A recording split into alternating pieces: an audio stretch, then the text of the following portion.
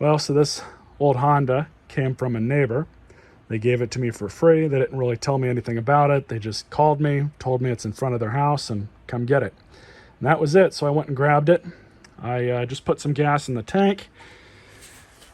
And of course, before I put on my clamping pliers, I tried to start it. The tank was bone dry. The oil is clean. It looks like it had just been changed.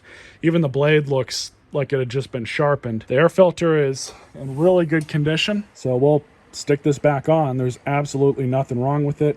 It's even an original Honda part. So they had, I'm assuming they had serviced this. Maybe they put gas in it, maybe they didn't. And it just didn't start for them at some point. I don't know. But I put gas in it. I could not get it to start. I put some starting fluid directly into the carb, and I got it to kick over. It just doesn't want to keep going. So we got a fuel issue. Most likely it's carburetor related. So as I said, 10mm wrench or socket. You have two 10mm nuts.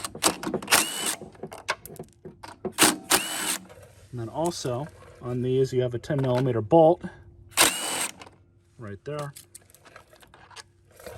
Then you just take off the inner part of the airbox cover. You're gonna have a PCV line here. It comes off just like that. Now, here's the tricky part. Some of you guys will look at this thing and realize that it's kind of daunting if you've never messed with one of these before. They're not that bad. In order to remove one of these the easiest way possible, this back linkage comes off very simple. But all you're gonna do is just move this part of the butterfly back, but moving it back like that. And I'm just gonna get a pair of pliers back there, lift it off. Now here you have a spring. Just very carefully pull that up and out, let it sit aside just like that. Now this kit comes with the new fuel lines. We are gonna replace this one because it's kind of dry rotted. So these Honda clamps here are kind of annoying, but all you have to do is just kind of finagle them around. Eventually you'll get them back far enough so you can undo that. And this model has a automatic fuel shutoff valve installed. So when you go to turn on your choke, it leaves the fuel on, but when you go to the off position on one of these, it shuts it off. So it is off, but we are gonna dribble a little bit of fuel out of this line. That's okay. But just take it off. So now here's the tricky part that hems up people when they take apart one of these carburetors. You're not gonna be able to get this linkage off this way without bending it or finessing it. And you can see it's already been bent a little bit from people doing that in the past. What you have to do is take these two bolts out.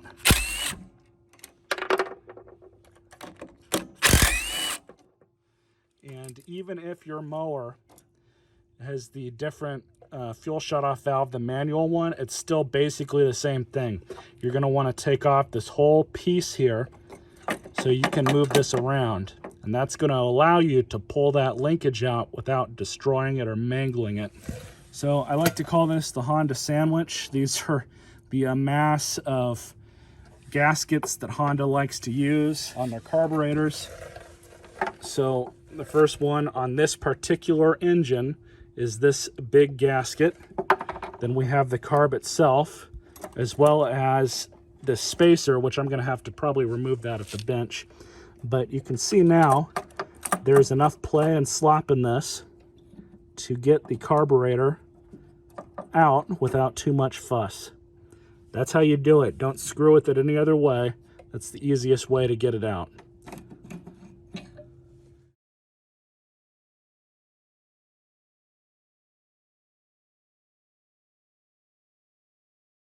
Pulling this apart.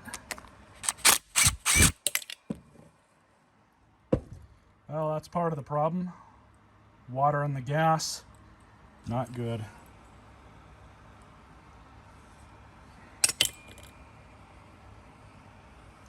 You definitely are going to have issues with the jet, so we're going to have to pull that apart too. So I'm going to start cleaning out the carb a little bit.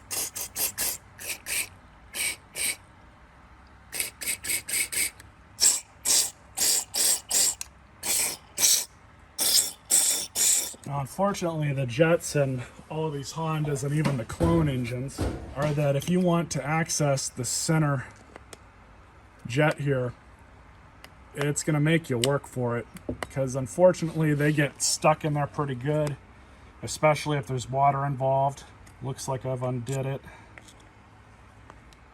So these are a 2 or 3 piece design, I can't remember which, but I've already gotten it out.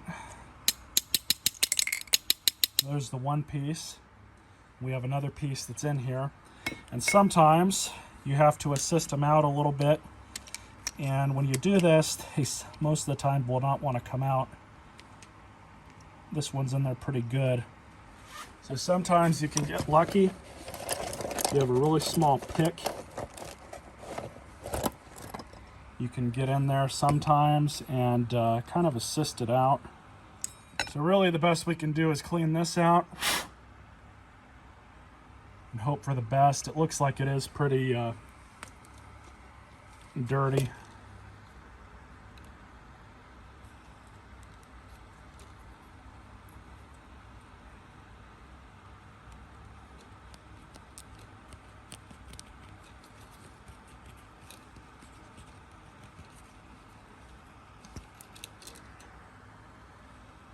It's much better now. So like I said, we're gonna have to just put it back in there. I will stick some carb spray through there and see. It is coming out of the end of it there pretty well, so we might be okay. But there are, in that tube, there are holes on the side of it that we might not be able to clean, but we'll try it. I just saw it shove the centerpiece back up. We know we installed it. Install the bowl with the drain bolt forward. There we go. Let's stick it back on the machine and see what happens. So if you do want to replace this carburetor, there's plenty of aftermarket options available for you. I've had good luck with some of the aftermarket stuff, especially for Honda stuff. It seems that a lot of it's made okay. I will say, not cleaning that center jet out, I've had about a 50% success rate in getting a Honda working again if I can't access that jet to clean it out. So hopefully it'll work. Now this is going to be the problem linkage, of course. So, and like I said, drain bolt is forward. There we go. What a pain. There's got to be an easier way to do that, and I'm just not remembering it. It's been a minute since I've done a Honda carburetor.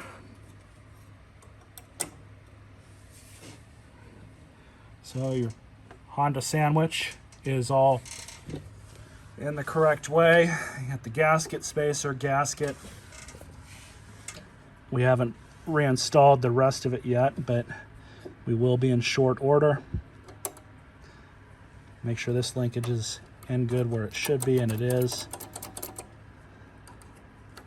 So one thing I don't like about Honda stuff, Honda mowers, is it seems like they took a carburetor for a small engine and they just went completely nuts with it. And basically like, how can we make this the most complicated we can?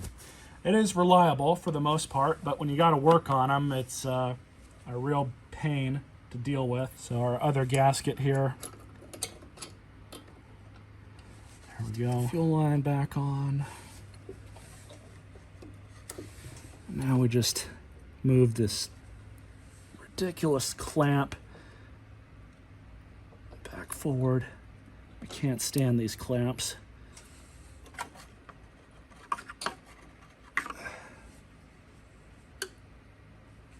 Because now, basically if you mess with them, you'll always have to retighten them.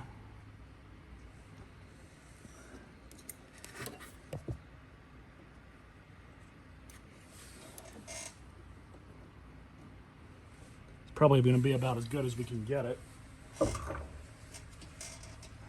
Yet again, that's another bonehead Honda engineering move. I don't know why they use these clamps. I like the ones that the Briggs machines use. They're a lot better. But anyways, stick our PCV line back on the airbox.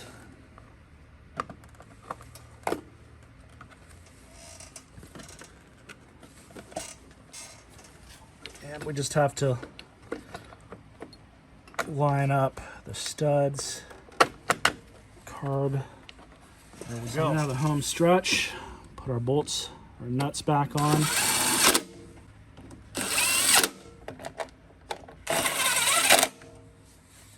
They don't need to be super tight either, just enough to get the job done. Before we install the rest of the airbox, I'm going to undo the fuel line so the carburetor can fill up with fuel. Then we can see if we have any leaks, whether it be from that line that I noticed was kind of hard. Going to have to order that.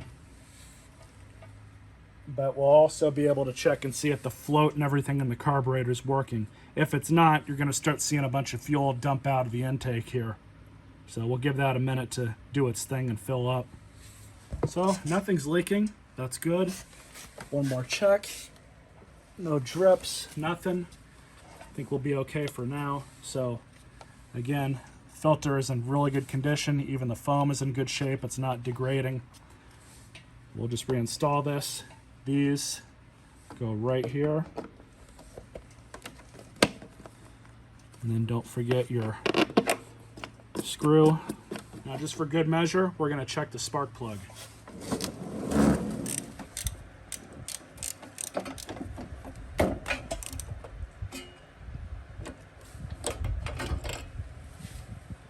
Plug's in really good shape. Looks like it was just replaced. I believe this is an NGK. Indeed it is. It went with a good plug. Can't fault them there. So I'm happy with that. Let's reinstall it.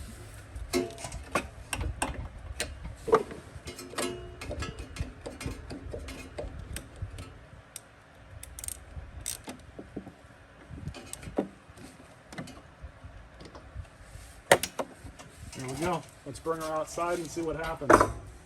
So outside, it's already got that fresh gas in it. A full choke.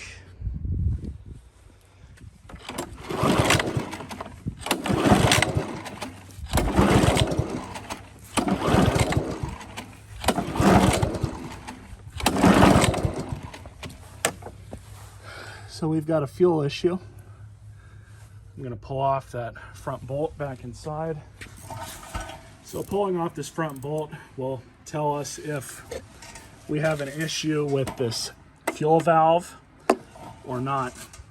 If fuel starts pouring out of the carburetor, then we don't have a fuel delivery issue, we have a carburetor issue.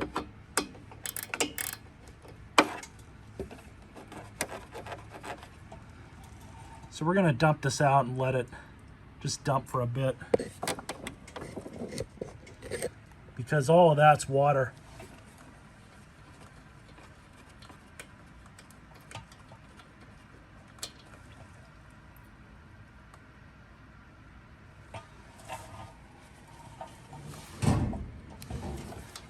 Looks like it's all of it.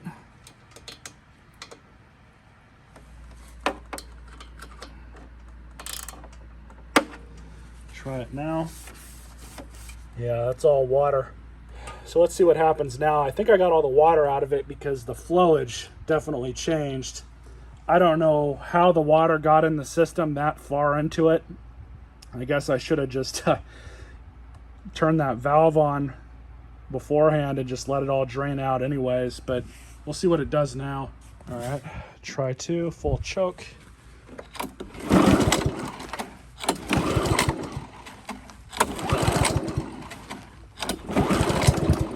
Oh, that was a kick.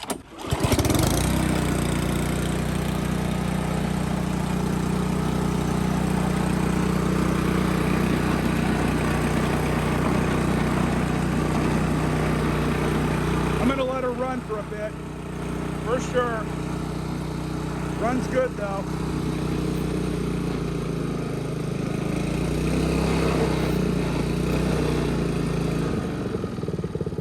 Idle's good.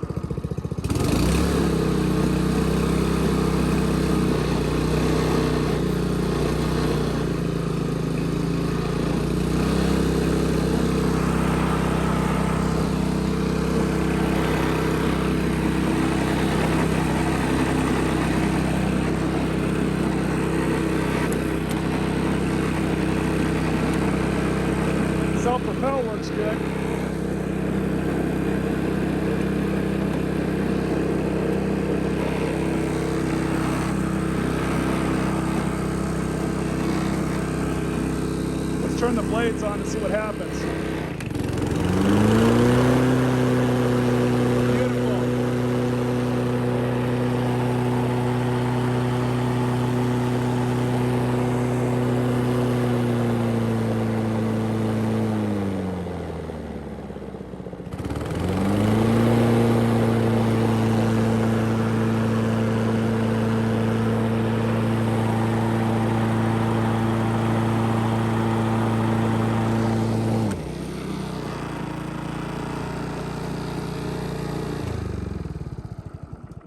So it just goes to show you, even though the tank was empty, there was still water in all of the lines going up to the carburetor. It was a good thing I pulled off and even set that stupid drain bolt in the front of it so I could remove it. But I kind of had a feeling, being that there was a little bit of water in the carb, that we might have to contend with that as an issue, and sure enough, I was right. But we got it running now. That's the benefit if you do have a drain bolt on a carburetor on any small engine. Water is heavier than gas, so it's automatically going to be at the end, at the bottom of the bowl. The bowl is the lowest point in the fuel system. That's where all that stuff's going to collect. Wherever it is, that's where it's going to go. So pulling the bolt off, seeing all the water drain out, and then the flowage quickly changed, as you guys saw in the video. That's how I knew that the water was all out. So I think we're gonna be good. This machine's over 10 years old. I believe it's a 2011 or 2010.